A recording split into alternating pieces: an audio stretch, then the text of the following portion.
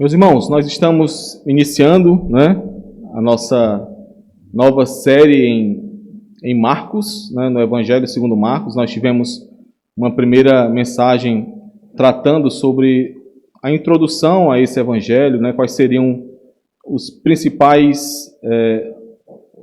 principais características, né, do Evangelho que nós precisamos saber para entendê-lo melhor, para que possamos interpretar melhor e aplicar melhor esse Evangelho às nossas vidas. E nós vimos, meus irmãos, que o nosso objetivo com essa série, até pelo título que ela tem, né, é que a cada reflexão que nós façamos aqui no Evangelho segundo Marcos, nós possamos conhecer um pouco mais do Senhor Jesus Cristo. E como eu falei, conhecê-lo intelectualmente, sim, por meio das Sagradas Escrituras, mas principalmente de forma a experimentar do Senhor Jesus Cristo, de forma a termos esse conhecimento atingindo não somente as nossas mentes, mas também os nossos corações, o centro das nossas atitudes, das nossas motivações, tudo aquilo que governa o nosso ser. Então, o nosso objetivo nessa série, ao longo de toda ela, é conhecer mais sobre quem é o Senhor Jesus Cristo e, conhecendo o Senhor Jesus Cristo, também saber como nós seguimos a Ele, como é o verdadeiro discipulado, como aquele que segue a Jesus Cristo, ele vive, qual é o caminho que ele percorre ao seguir o Senhor Jesus Cristo.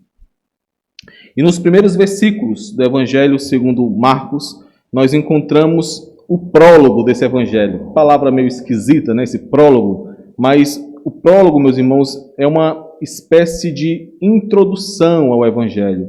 É a apresentação dos elementos que vêm antes dos fatos que estão sendo narrados no Evangelho e que são importantes para que possamos entender aquilo que irá acontecer. Isso acontece, por exemplo, no Evangelho de João, quando João fala sobre o princípio, no princípio era o verbo. Isso acontece na primeira epístola de João, nós vimos também esse prólogo. Então, nesses primeiros versículos do Evangelho segundo Marcos, mais ou menos até o versículo 15 do capítulo 1, nós temos ali os antecedentes do ministério do Senhor Jesus Cristo, que é narrado por Marcos. A partir do versículo 16, nós temos o desenrolar dos fatos, a ação acontecendo de forma voltada para o Senhor Jesus Cristo. Tá? Então, aqui Marcos, ele inicia esse evangelho, como até nós vimos um pouco na última mensagem, no versículo 1, com a proclamação da boa nova a respeito do Senhor Jesus Cristo. Essa seria a melhor tradução, né, para a palavra evangelho aqui. A boa nova, a boa notícia de Deus em Jesus Cristo. É como se Marcos, aqui, principalmente nesse versículo 1, ele fosse como um mensageiro real, né, que traz as notícias do seu rei, as boas notícias do seu rei a um povo que está oprimido, a um povo que está em luta, a um povo que está em grande aflição. Marcos traz a proclamação, traz o evangelho, traz a boa nova de Jesus Cristo, para que aqueles que creem nele possam ser sustentados, para que aqueles que não o conhecem, o conheçam e creiam nele segundo a vontade do Senhor. É interessante, meus irmãos, nós percebermos como Marcos inicia esse evangelho, né, o seu escrito, utilizando a palavra princípio. Essa é a primeira palavra do evangelho de Marcos. Né? No versículo 1 nós podemos ver isso. Princípio do evangelho de Jesus Cristo, Filho de Deus. Por que é interessante observar essa palavra princípio?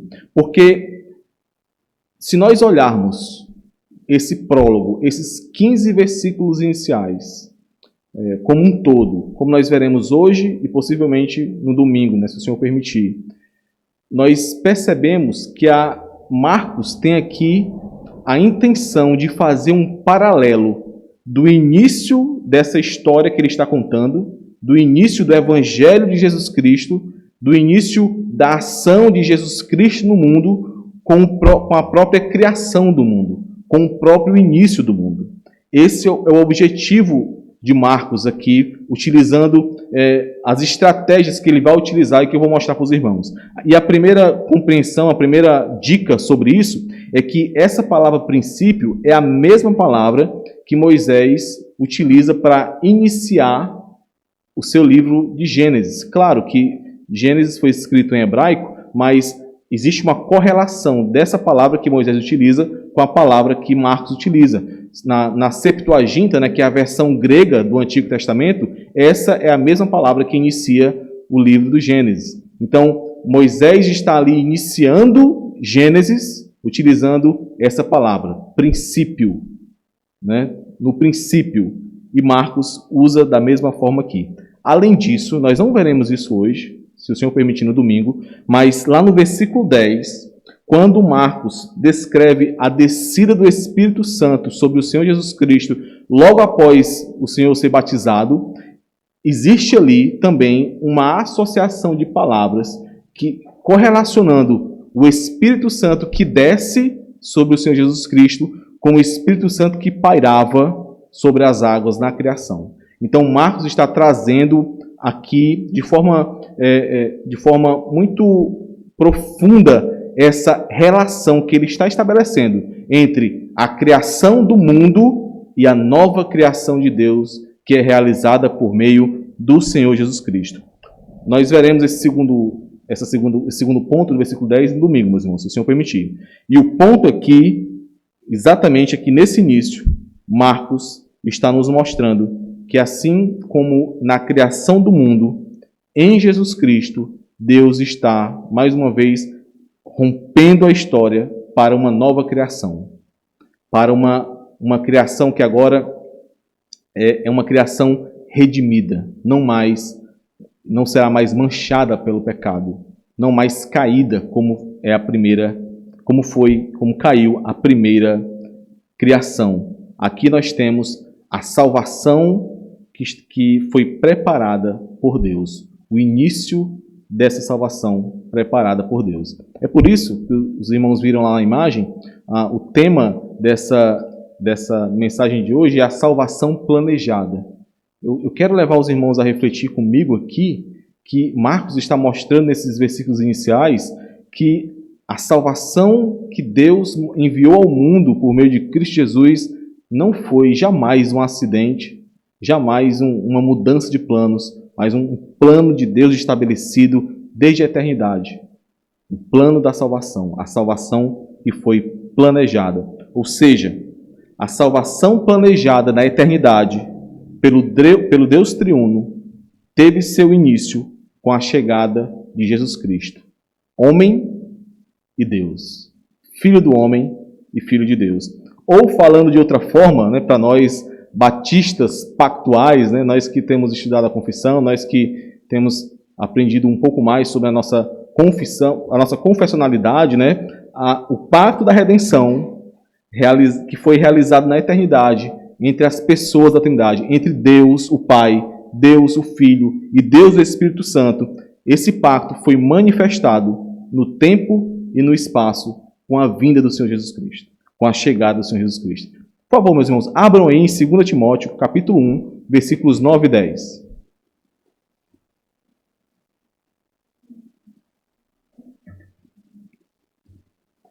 Paulo fala isso a Timóteo. Paulo está contando exatamente essa história a Timóteo em 1 Timóteo, né? 2 Timóteo, capítulo 1, versículos 9 e 10. 2 Timóteo, capítulo 1, versículos 9 e 10. Paulo diz assim: que nos salvou e nos chamou com santa vocação, não segundo as nossas obras, mas conforme a sua própria determinação e graça que nos foi dada em Cristo Jesus antes dos tempos eternos e manifestada agora pelo aparecimento de nosso Salvador Cristo Jesus, o qual não só destruiu a morte, como trouxe à luz a vida e a imortalidade mediante o Evangelho.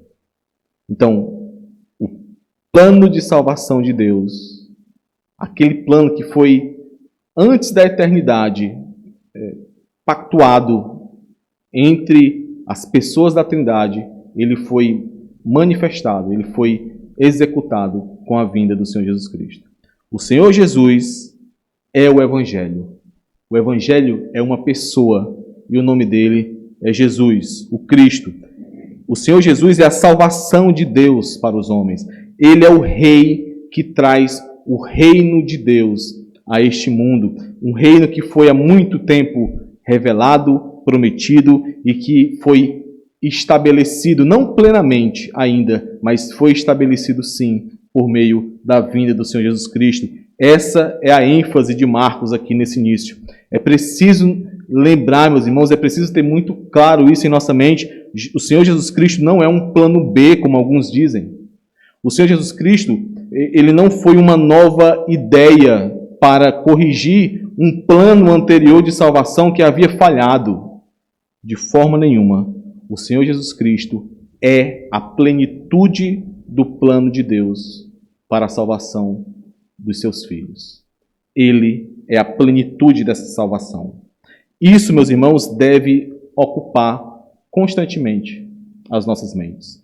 Nós devemos nos lembrar constantemente que Deus possui um plano que está em execução.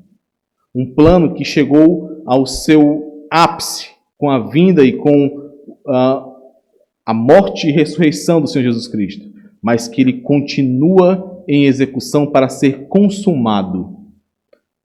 O Senhor Deus possui um plano em execução e esse plano jamais pode ser frustrado. Por que nós precisamos nos lembrar disso? Porque essa lembrança nos sustentará, meus irmãos. Você crê que Jesus é o Cristo, o Filho de Deus? Você crê que ele morreu, que ele ressuscitou ao terceiro dia? Você crê que ele subiu ao céu e que enviou o seu Santo Espírito para nos sustentar, para nos consolar? Você crê nisso? Porque se você crê nisso, a minha única frase diante dessa sua fé é lhe pedir que você tenha força. Continue nessa força. Tenha força, meu irmão, minha irmã, porque o dia está raiando. A noite logo acabará. Esse momento de dificuldade que você está passando, com certeza chegará ao fim. Essa luta, essa frieza, com certeza logo acabará. Essa dor por conta do pecado que ainda nos aflige e que dói naqueles que são filhos de Deus, essa dor, com certeza, vai passar. O plano de Deus está em execução. O plano de Deus é o mesmo desde a eternidade. Ele não mudou. E ele será assim cumprido. O Senhor é a nossa garantia disso. Ele sustentará você nesse momento de dificuldade. Ele sustentará você nos momentos de dores e de sofrimentos que nós passamos. O Senhor nos sustentará. É na fraqueza que Ele nos faz fortes, meus irmãos. Jesus Cristo é o Filho de Deus. Ele, o Senhor Jesus, é a plenitude desse plano de salvação que foi feito pela Santíssima Trindade na eternidade. Nesses versículos iniciais, Marcos apresenta um resumo dos testemunhos que fortalecem, que apresentam as credenciais desse plano de salvação, que certificam que Jesus é sim o Deus que veio para cumprir o seu plano. Hoje, meus irmãos, nós veremos principalmente o primeiro desses testemunhos. Com a graça do Senhor, no domingo, nós veremos os demais, até o versículo 15. Hoje nós veremos o primeiro desses testemunhos, que é o testemunho das Escrituras. Quando Marcos cita aqui o que ele chama de a profecia de Isaías, nos versículos 2 e 3. Nós devemos nos lembrar, meus irmãos, se os irmãos estiverem lembrados aí da quarta-feira passada, nós devemos nos lembrar que o Evangelho de Marcos ele foi escrito para gentios, e mais especificamente para gentios romanos. Os irmãos devem lembrar disso. E Por isso, é muito compreensível que nós encontremos tão poucas citações do Antigo Testamento no Evangelho de Marcos. Se você comparar com outros evangelhos, com o Evangelho de Mateus, por exemplo, o número de citações do Antigo Testamento em Marcos é muito menor. Isso é compreensível, porque Marcos sabia que essas citações do Antigo Testamento não teriam um peso tão grande para gentios, né? Não teriam o mesmo peso que teria para o povo judeu. Então, meus irmãos, diante dessa realidade, fica ainda muito mais notório que Marcos inicie o seu evangelho citando o Antigo Testamento.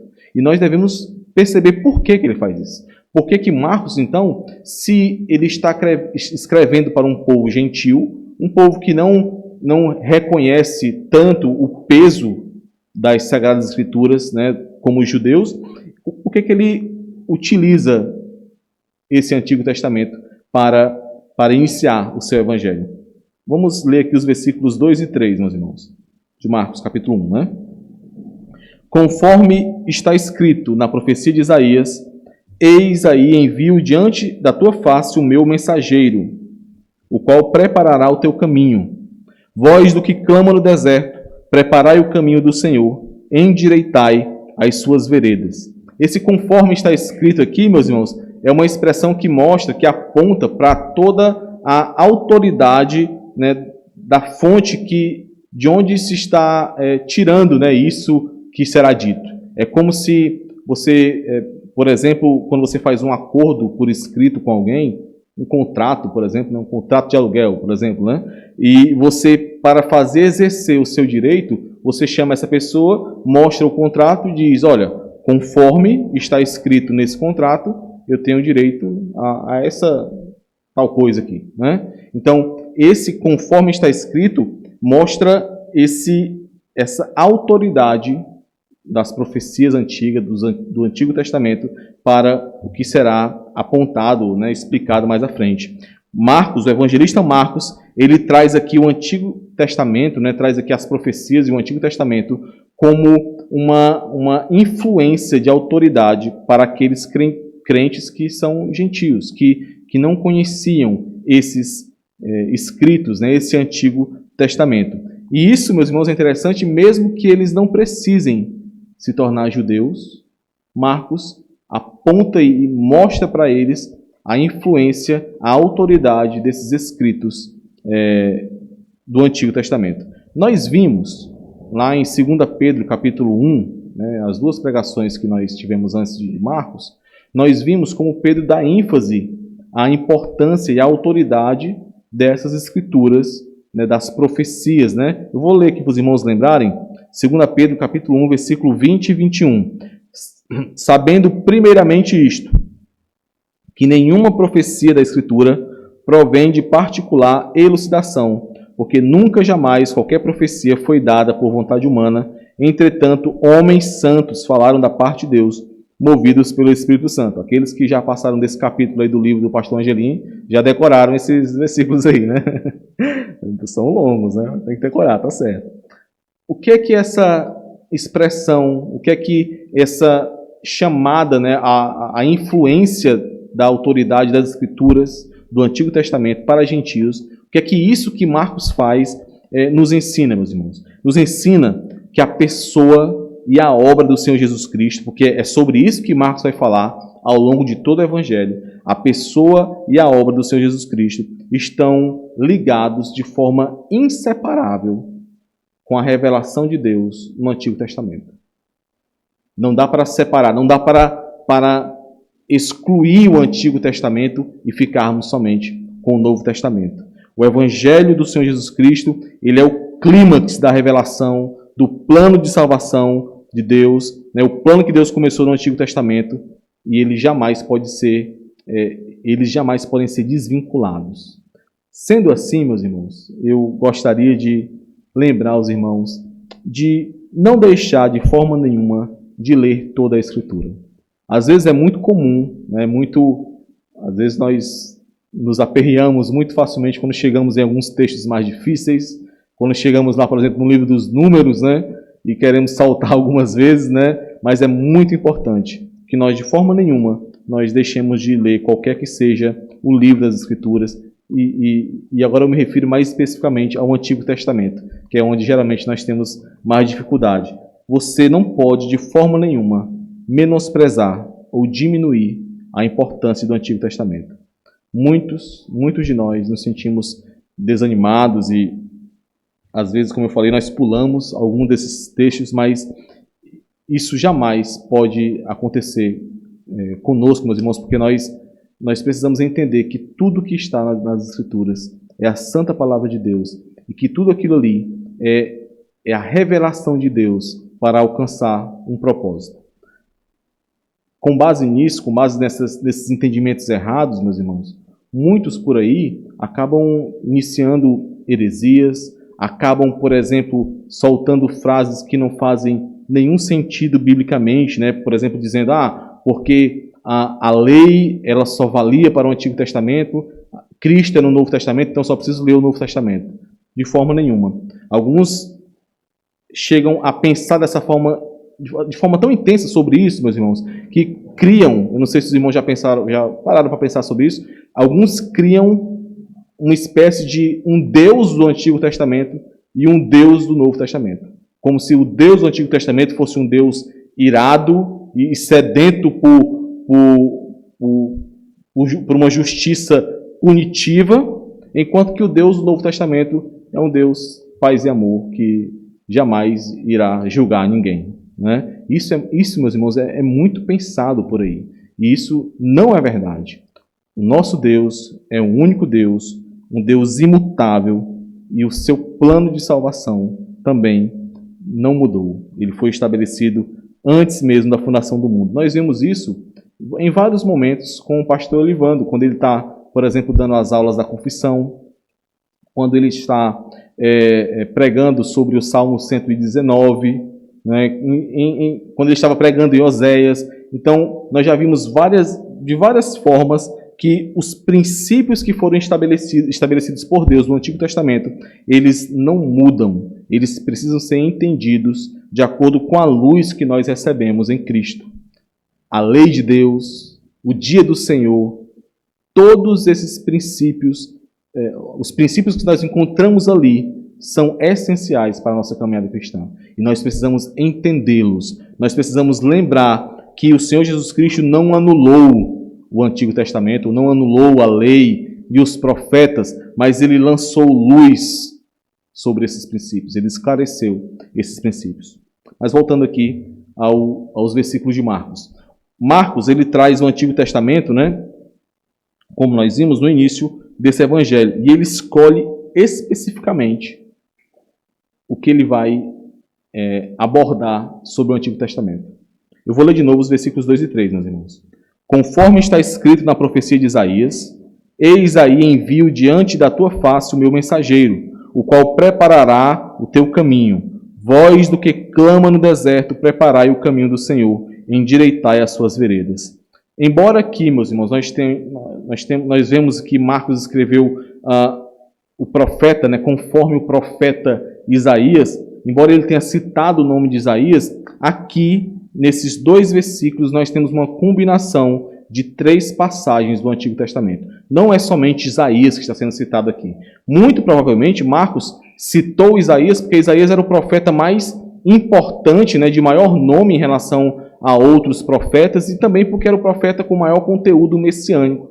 Então, provavelmente, Marcos utilizou uma figura de linguagem aqui para, citando Isaías, falar dos 3 textos que ele estava apresentando. Que 3 textos são esses?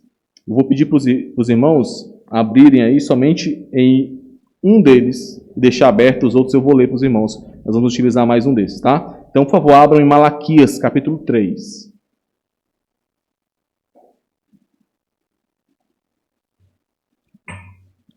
Os 3 textos do Antigo Testamento são Êxodo 23, 20, Malaquias, capítulo 3 e Isaías 43. O que Marcos fala aqui nos versículos 2 e 3 é um resumo dessas 3 passagens, tá? Por favor, abram só em Malaquias, capítulo 3, versículo 1. Malaquias é o último profeta aí, tá? Do Antigo Testamento.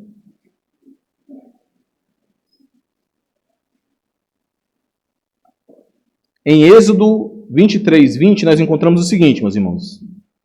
Eis que eu envio um anjo adiante de ti, para que te guarde pelo caminho. Eis que eu envio um anjo. A palavra anjo aqui, meus irmãos, é a mesma palavra para mensageiro. Né? Mensageiro e anjo é a mesma palavra, tá? Em Malaquias, que vocês abriram, Malaquias capítulo 3, versículo 1, nós temos o seguinte: eis que eu envio o meu mensageiro, que preparará o caminho diante de mim.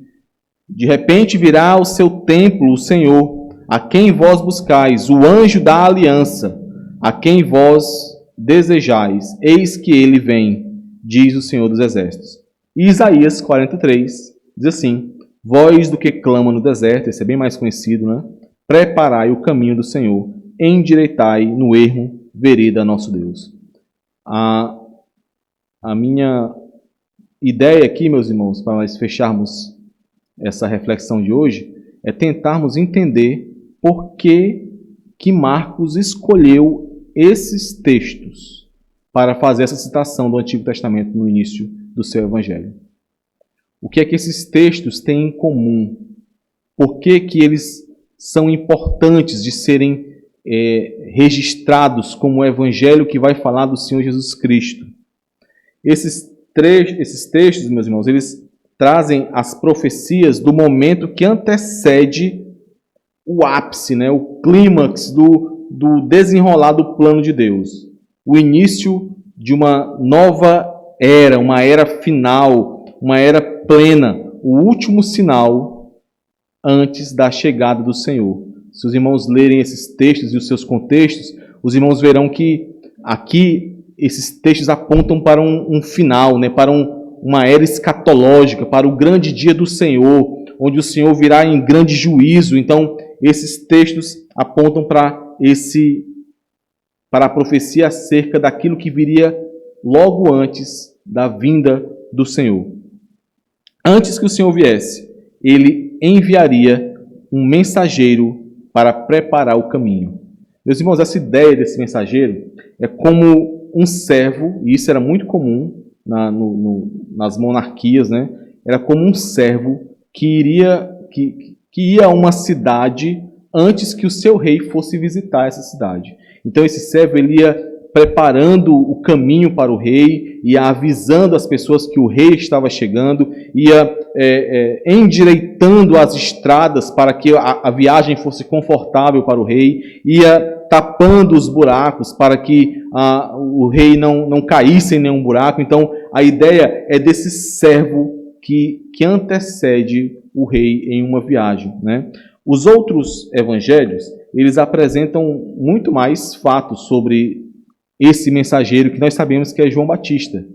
É falado, por exemplo, sobre o nascimento miraculoso de João Batista, né? Nasceu de Isabel. É falado do seu parentesco com Jesus. É falado de como ele desafiou fariseus, saduceus, né? É falado de como ele desafiou Herodes.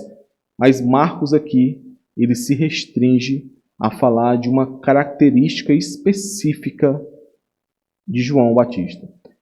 E talvez a gente possa achar que isso não fica tão explícito aqui no início, mas Marcos vai deixar isso de forma totalmente explícita lá no capítulo 9. No capítulo 9, versículo 13.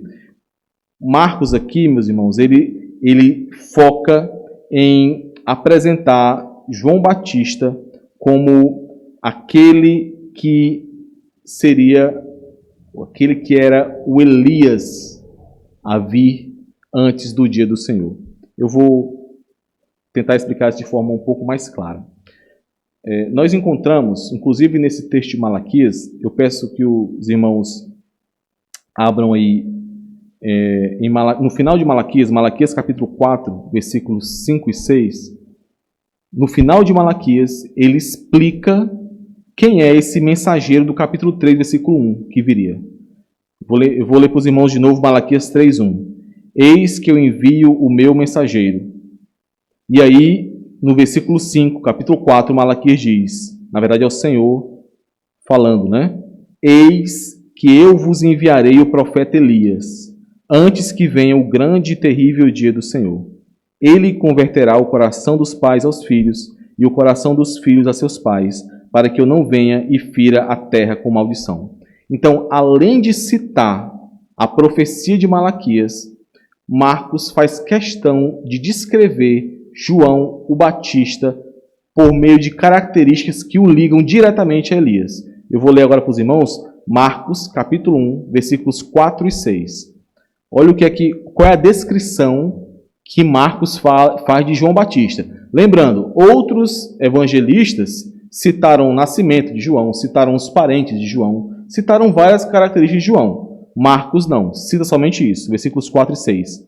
Apareceu João Batista no deserto, ou seja, no mesmo local de pregação de Elias, pregando o batismo de arrependimento para a remissão de pecados.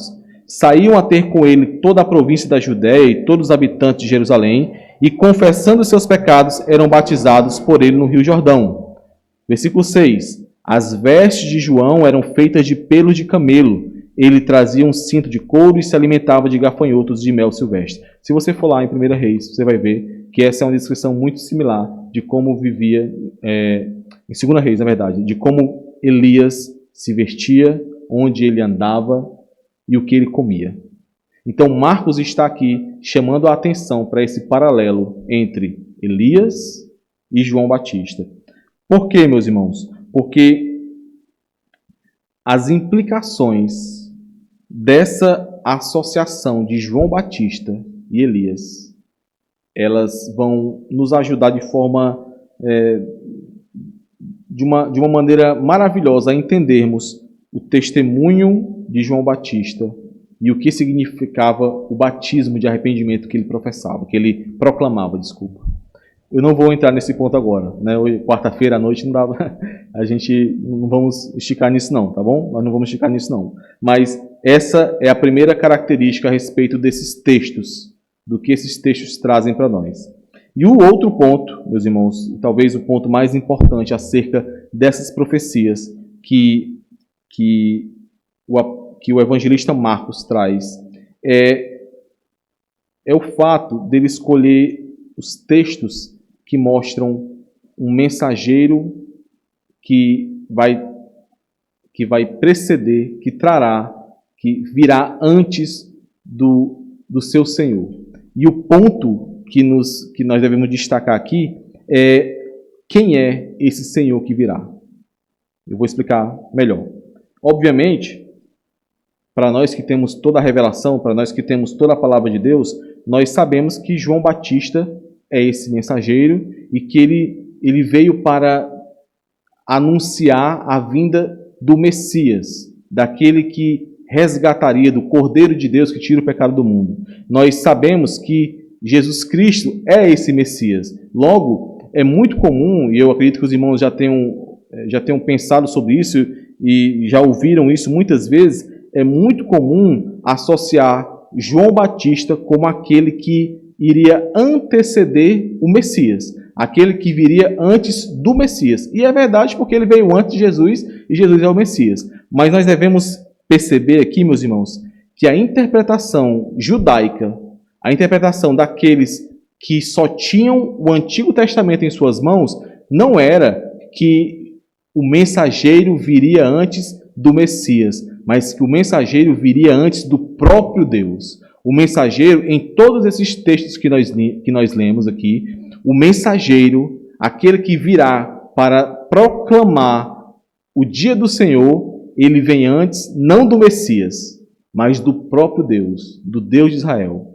E isso é importante nós notarmos. Tanto é que, se os irmãos perceberem, eu acredito que na Bíblia de vocês está assim, Malaquias capítulo 3, versículo 1, Isaías capítulo 4, versículo 3, quando ele diz, o Senhor dos Exércitos, ou preparai o caminho do Senhor, esse Senhor está todo em letras, em caixa alta, né? Mostrando que essa é a tradução do nome de Deus, aquele nome que não é possível pronunciar, nós perdemos a forma de pronunciar, né? Algumas Bíblias traduzem como Yahvé ou como Jeová, mas na verdade é aquele tetragrama que não dá para pronunciar, e que a nossa Bíblia, né, o tradutor, ele traduz como Senhor em caixa alta.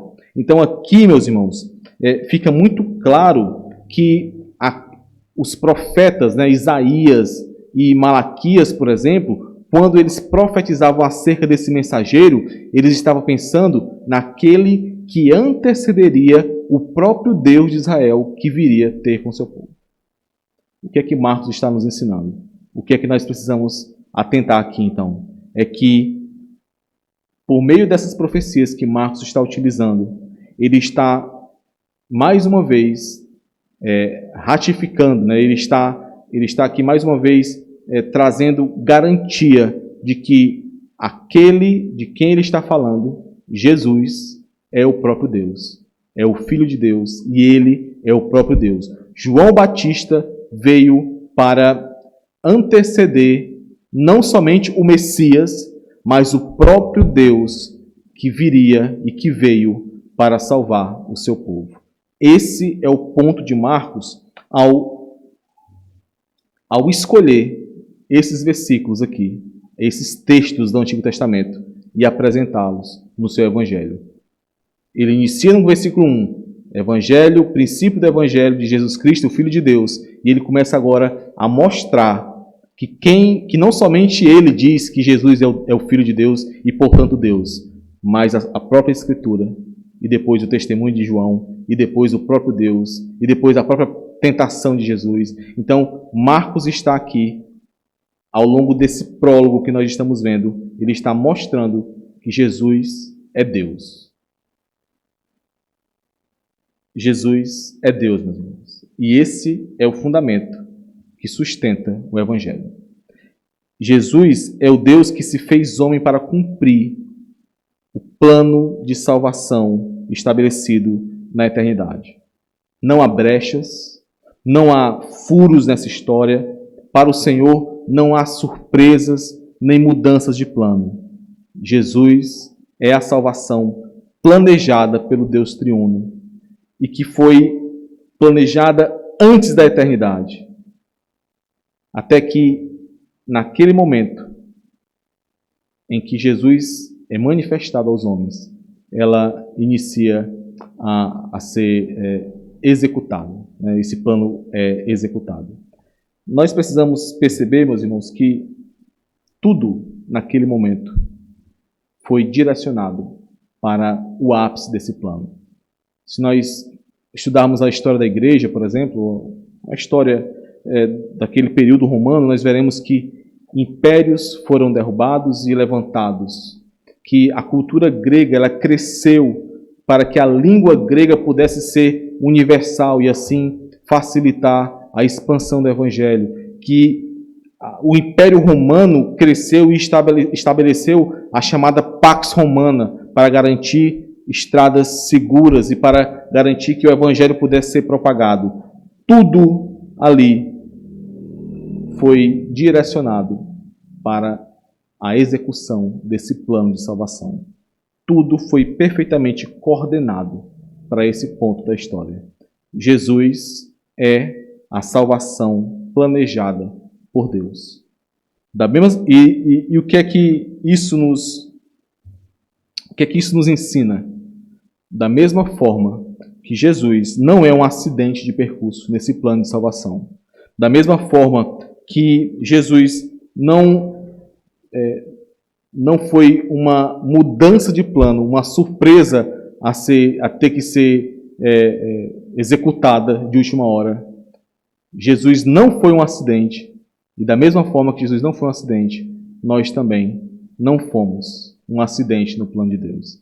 E o meu ponto é esse. Se o plano de Deus foi estabelecido desde a eternidade, e se Jesus é o ápice desse plano de Deus, nós fazemos parte desse plano de Deus. Não foi por acaso, meu irmão, que você ouviu a palavra e então creu. Não foi. Não foi por acaso, não foi porque você estava num dia estava num dia bom e que você estava então emocionalmente sensível e então a palavra chegou e você pôde crer. Não, não foi por acaso. O plano da salvação de Deus foi estabelecido antes da eternidade. Não foi por acaso que você chegou a essa pequena igreja. Não foi por acaso que nós nos reunimos aqui. Eu não estou dizendo que você é o centro do plano de Deus, não, tá? Como alguns dizem por aí. Você não é o centro do plano de Deus, né? Como diz o tio Nico. Você não é o centro do plano de Deus. Mas, em Cristo Jesus, você faz parte desse plano de Deus. Você está incluído nesse plano de Deus. E isso, meus irmãos, nos enche de segurança e de esperança, por saber que não depende de nós. O Senhor sustentará e guardará a sua igreja. O plano de Deus não pode ser barrado, não pode ser mudado. O plano de Deus, ele chegará à sua consumação, e não há nada que possa impedir isso. A noiva de Cristo, comprada por seu sangue, ela será glorificada um dia. Por isso, perseveremos, meus irmãos. Suportemos as aflições, suportemos as lutas. Eu sei que a caminhada cristã é uma caminhada de grandes lutas e dores e sofrimento, mas é uma caminhada com um final muito certo, muito seguro. Perseveremos, olhemos para o nosso Senhor Jesus Cristo e, olhando para Ele, estejamos seguros de que o plano de Deus, o plano da salvação de Deus, Ele nos alcançou e Ele será completado. Vamos orar, meus irmãos. Senhor, nós te louvamos, Pai. Nós rendemos graças ao Teu nome por tão grande graça que recebemos em Cristo Jesus. Muito obrigado pela Tua palavra. Muito obrigado pelo consolo e pela esperança que nós temos. Muito obrigado pela fé que o Senhor nos deu e pela confiança de que em Cristo nós seremos sim glorificados. A salvação que foi planejada pelo Senhor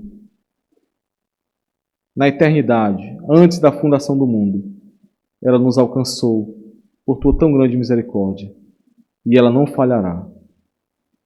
Nos firma, Senhor, nessa esperança. Nos firma em Cristo Jesus para que vivamos para o Senhor. É no nome dele, Senhor, que nós te pedimos. Amém.